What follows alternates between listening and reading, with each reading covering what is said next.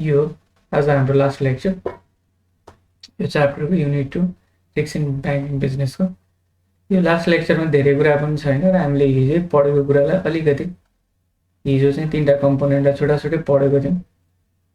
Identification, risk measurement र risk के छ मिटिगेसन भनेर हामीले तीनटा टपिक्समा राखेका थियौँ भने त्यही कुरालाई यो 5वटा स्टेपमा चाहिँ त्यति भएपछि कम्प्लिट हुन्छ। 5वटा स्टेपमा चाहिँ हामीले यसलाई फुलफिल गर्न खोज्छौँ। एउटा भनेको रिस्कलाई आइडेन्टिफाई गर्ने हैन, के कस्तो एउटा बिजनेस, एउटा ब्याङ्क, एउटा अर्गनाइजेसन जुनसुकै कन्डिसनलाई होला हैन, यो सबैलाई काम लाग्छ के यो यहाँ डिजिटल रिस्क म्यानेजमेन्ट प्रोसेस भनेर राखेको रहेछ। यो डिजिटल सबैलाई काम लाग्छ यस्तो खालको प्रोसेस हैन। रिस्क चाहिँ के छ भने एनालाइज गर्ने, त्यसपछि त्यसलाई इभ्यालुएट गर्ने, अनि त्यसलाई ट्रिट गर्ने, अनि त्यसलाई चाहिँ मोनिटर गर्ने, यो प्रोसेस हो। यसैलाई हामीले चाहिँ के छ भने अलिअलि यहाँ राख्नु खोजेको छ। फर्स्ट स्टेपमा आइडेन्टिफाई द रिस्क आइडेन्टिफाई गर्ने भनेको चाहिँ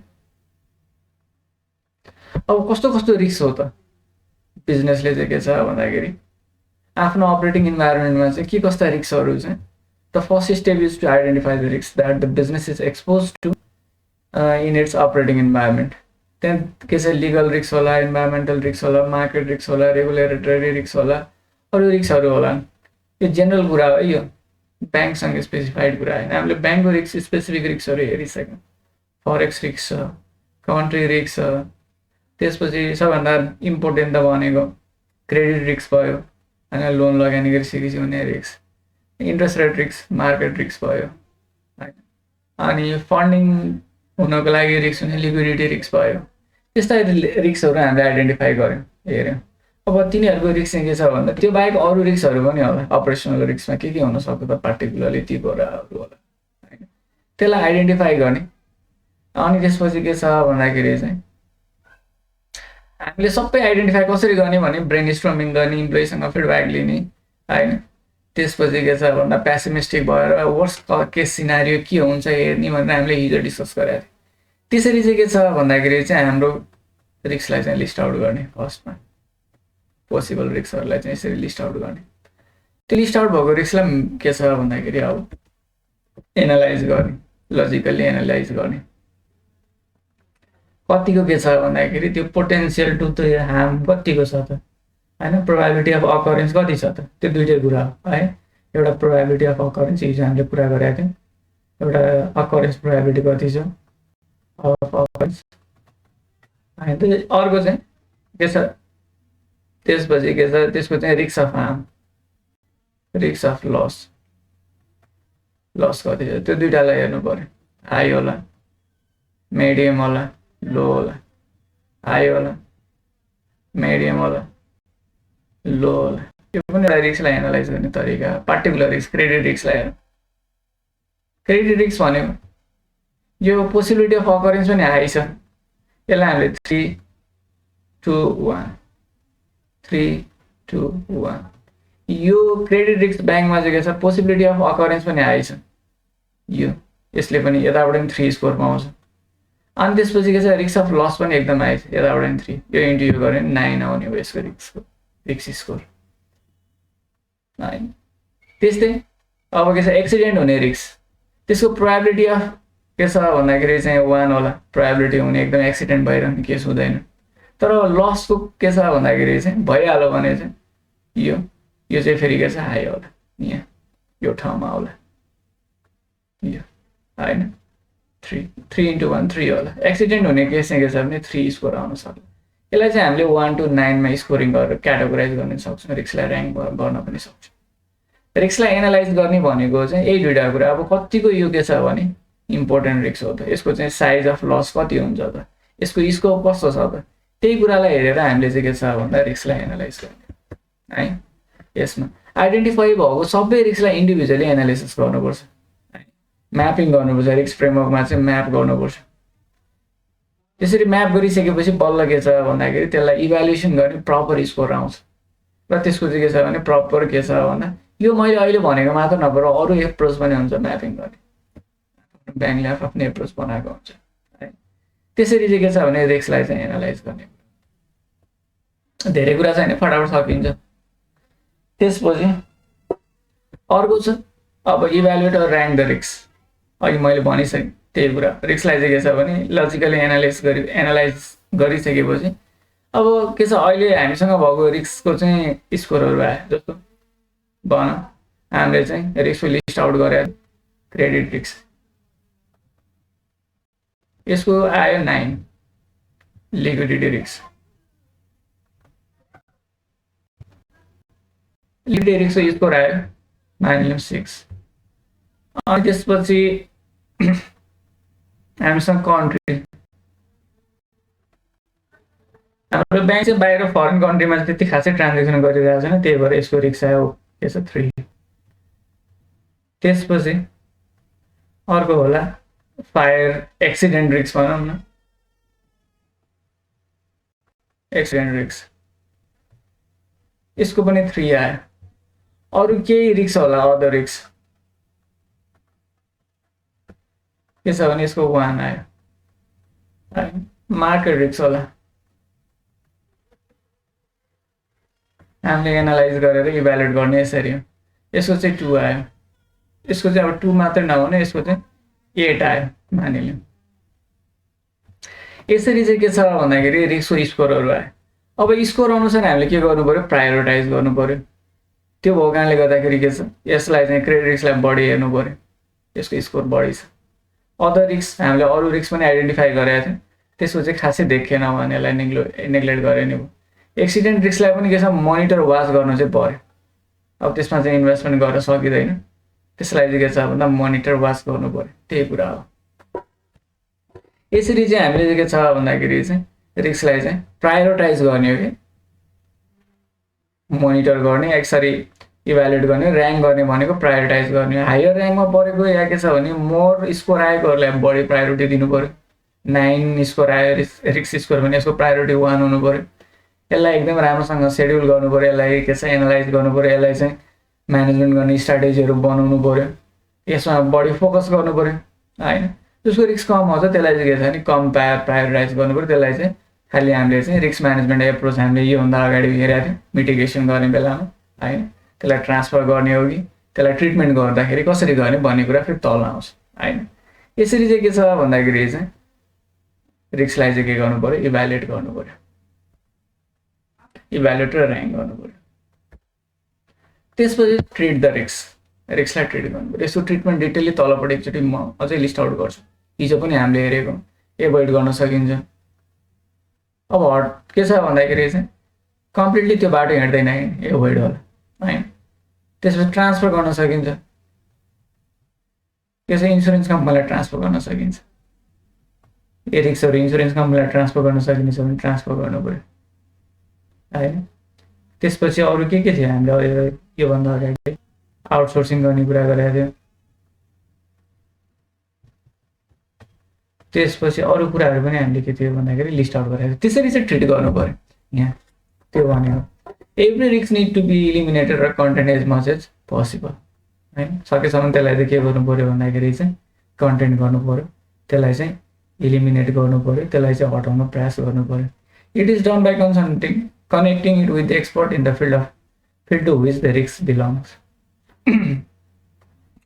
रिस्क केमा बिलोङ्स भइरहेको छ, कुन त्यो रिस्कको एसोसिएटेड अनुसार त्यसको एक्सपर्टहरूसँग बसेर के छ भन्दाखेरि चाहिँ त्यसको बारेमा चाहिँ के छ भन्दा त्यसलाई मिटिगेट गर्ने स्ट्राटेजीहरू बनाउनु पर्यो, त्यही कुरा हो है।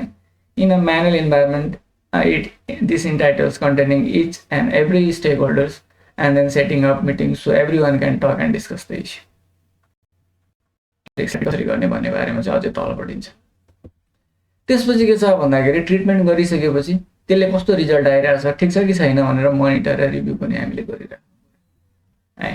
रिस्कलाई सबै रिस्कलाई हटाउन सकिँदैन, म्यानेज गर्न सकिँदैन। त्यो भएको कारणले गर्दाखेरि के छ भने त्यहाँ केही न केही व्यवसाय गरिसकेपछि रिस्क त अलवेज प्रेजेन्ट हुन्छ। रिस्क अलवेज प्रेजेन्ट हुने भएको कारणले गर्दाखेरि त्यहाँ हामीले के गर्नु पर्यो भन्दाखेरि केही रिस्क आइरहेछ कि भनेर रिभ्यू गर्ने या मोनिटर गर्ने गरिराख्नु पर्यो, त्यही कुरा हो है। यसमा तलपट्टि यी सबै कुराहरूको स्टेप भयो, हिजो हामीले पनि डिस्कस गऱ्यौँ। तलपट्टि चाहिँ रिस्क म्यानेजमेन्ट अप्रोच भनेर मैले राखेको छु। अब यो 5वटा स्टेपहरू फलो गर्दाखेरि लास्टमा ट्रिटमेन्ट गर्ने र मोनिटर गर्ने कसरी गर्न सकिन्छ भन्ने कुरा। एउटा transfer the risk to an insurance company. कस्तो कस्तो इन्सुरेबल रिस्कहरू छ त्यो आइडेन्टिफाई गर्ने। ब्याङ्कको लागि स्पेसिफिकली भन्यो भने क्यास इन ट्रान्जिट होला, क्यास इन ट्रान्जिटको कुरा होला हैन। त्यसपछि के छ अरु के हुन सक्छ, सेक्युरिटी, क्यास इन चाहिँ के छ भन्दाखेरि सेक्युरिटी भल्ट होला, सेक्युरिटी भल्ट हो, क्यास पनि के छ कसै लैजान सक्छ। एक्सिडेन्टल इन्सुरेन्स होला,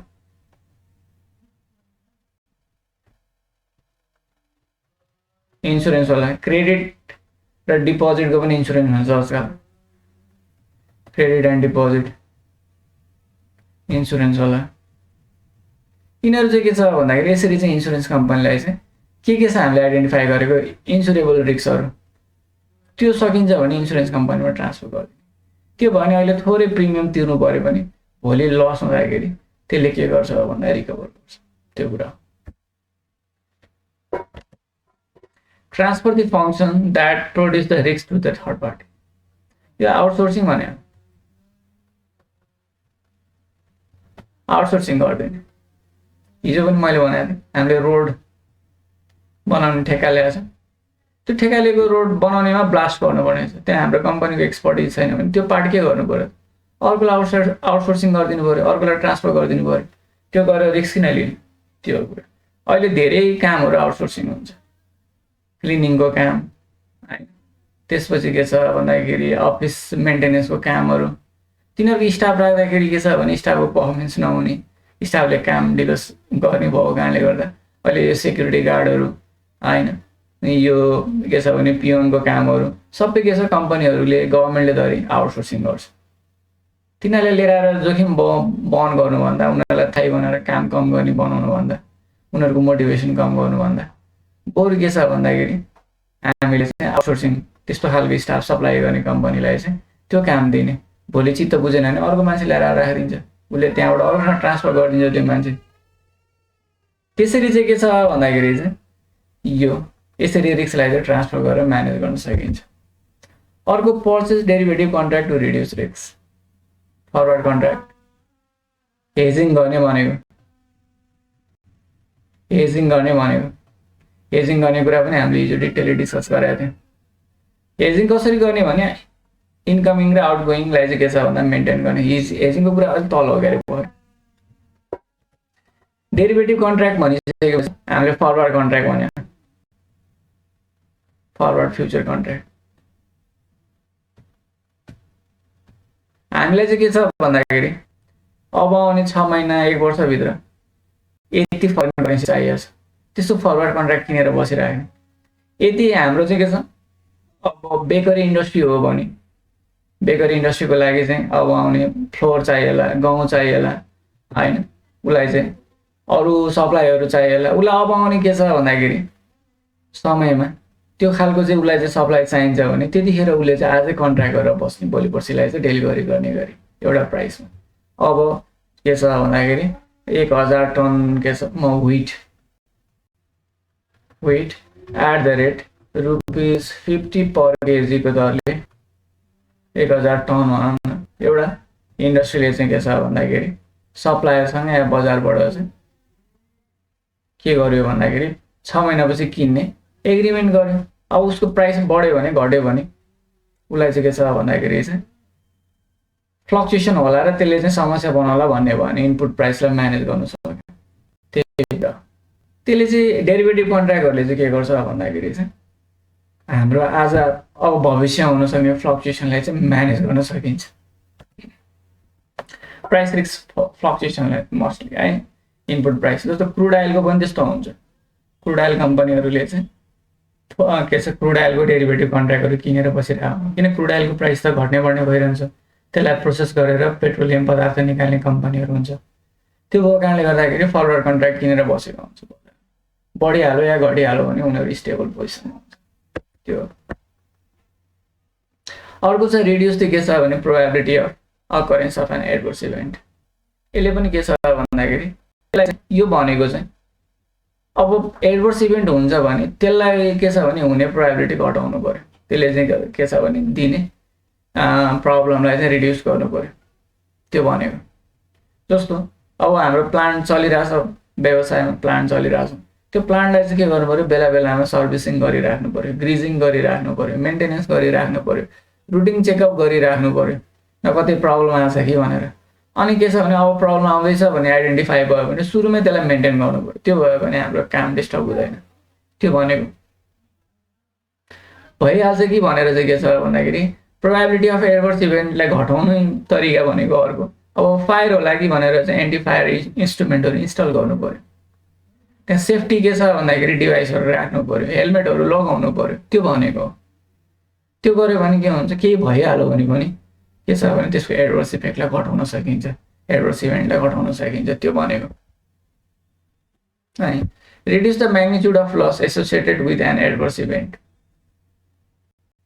अब के छ, एडभर्स इभेन्ट भइहाल्यो भने पनि त्यसलाई कसरी घटाउने त, त्यो इन्सुरेन्स गरेर पनि होला हैन। त्यो चाहिँ के छ भन्दाखेरि चाहिँ हामीले डेरिभेटिभ कन्ट्र्याक्ट किनेर पनि होला हैन, या के छ भन्दाखेरि त्यही अघि मैले भनेको जस्तो एक्सिडेन्ट भइहाल्यो भने भनेर चाहिँ हामीले चाहिँ एक्सिडेन्ट भइहाल्यो भने त्यसको इन्सुरेन्स गर्ने कुरा भयो हैन, भइहाल्छ कि भनेर चाहिँ। अब भइहाल्यो भने फायर लागिहाल्यो भने एन्टी फायर रेसिस्टेन्टले चाहिँ केही काम गर्न सक्छ, त्यो पनि होला हैन। अब के छ, बाटोमा जाँदै गर्दाखेरि गाडी बिग्रियो या के भइहाल्यो, टायर पन्चर भयो, त्यसको स्पेयर पार्टहरू राखेर होला, स्पेयर पार्ट राख्यो भने के छ, प्लान्ट बिग्रिहाल्यो भने नि उनीहरूले स्पेयर पार्ट चेन्ज गर्न सक्यो, के भइहाल्यो भने त्यसको अल्टरनेटिभ हुन्छ, अल्टरनेटिभहरू राखेर होला। त्यसरी चाहिँ के छ भने एडभर्स इभेन्ट भइहाल्यो भने पनि त्यसलाई रिड्युस गर्ने गरी के छ भने रिस्क म्यानेजमेन्ट एप्रोच बनाउनु पर्छ। Totally avoid the activity that give rises to the risk. यो चाहिँ अब त्यति राम्रो स्ट्राटेजी चाहिँ होइन, एप्रोच चाहिँ होइन। यसमा चाहिँ के छ भन्दाखेरि त्यो जोखिमै नउठाउने भनेको, त्यसलाई पुरै एभोइड गर्ने भनेको है। हामीले हिजो पनि 5-6वटा पोइन्ट पढेको थियो। एभोइड भन्ने बित्तिकै के छ, जुन बाटोमा जाँदा रिस्क हुन्छ बाटो जाँदै नजाने, त्यो भनेको। त्यसो गर्यो भने के हुन्छ भन्दाखेरि चाहिँ, त्यसो गर्यो भने चाहिँ हाम्रो रिटर्न पनि हुँदैन, त्यसको चाहिँ के छ भन्दा रिस्क पनि हुँदैन, त्यसको रिटर्न पनि हुँदैन। हामीले चाहिँ जोखिम उठाउँदै नउठाउने भने हामी कन्स्ट्यान्ट बसिरहेछौँ, केही पनि नगर्ने जोखिम पनि हुँदैन, ग्रोथ पनि हुँदैन हैन। त्यो कारणले गर्दाखेरि यो पनि एउटा स्ट्राटेजी चाहिँ हो रिस्क म्यानेजमेन्ट